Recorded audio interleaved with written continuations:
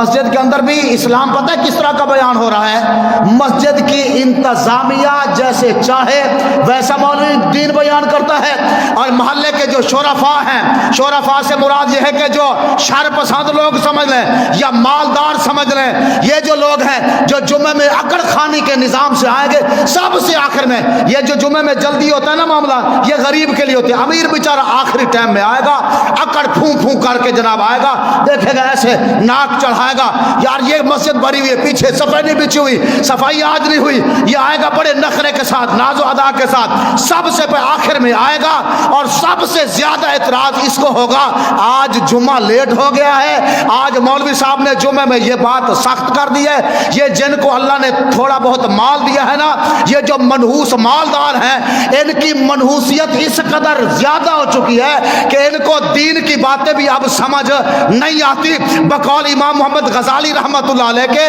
کہ اب دین کی باتیں ان کو کڑوی لگتی ہیں۔ ایسا ہے کہ نہیں ہے؟ میں کسی دے پیوت بھی نہیں ڈردا، تو انہیں پتہ ہونا چاہیے ہے، نہیں سمجھ آئی؟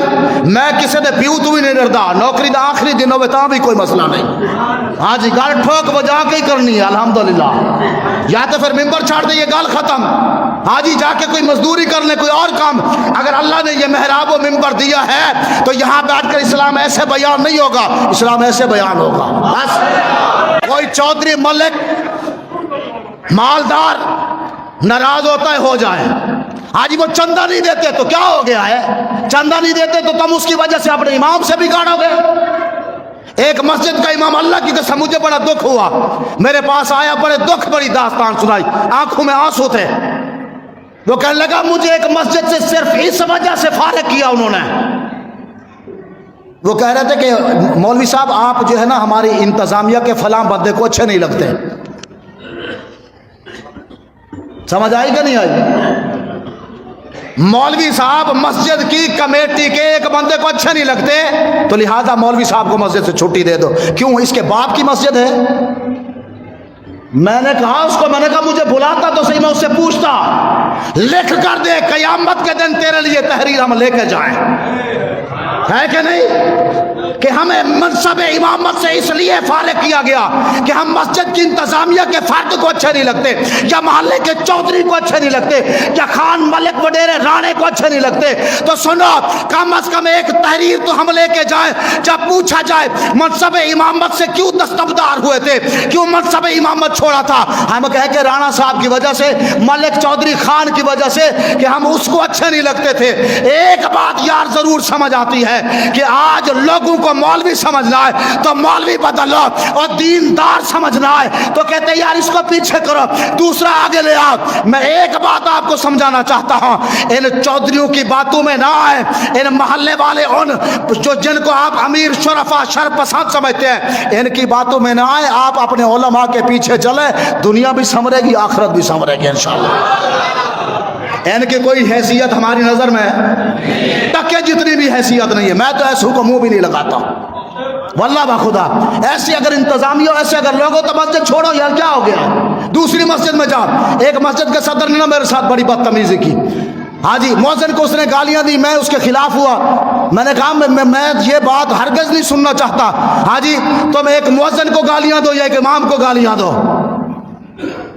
اس نے ذمہ داران بلائے، سب کچھ پوری محلہ کمیٹی وغیرہ یہ وہ، حضرت ہم آپ کا ٹرانسفر کر رہے ہیں، ہاں جی میں نے کہا کوئی بات نہیں ہے، لیکن میری ایک شرط ہے، میں مسجد یہاں سے چھوڑ کر دوسری مسجد میں جاؤں گا، لیکن اس شر پسند بندے کو انتظامیہ میں آپ نہیں رکھیں گے۔ سمجھ آئی کہ نہیں آئی؟ بڑا دکھ ہوتا ہے یار دینداروں کے ساتھ اس قدر یار بے حسی،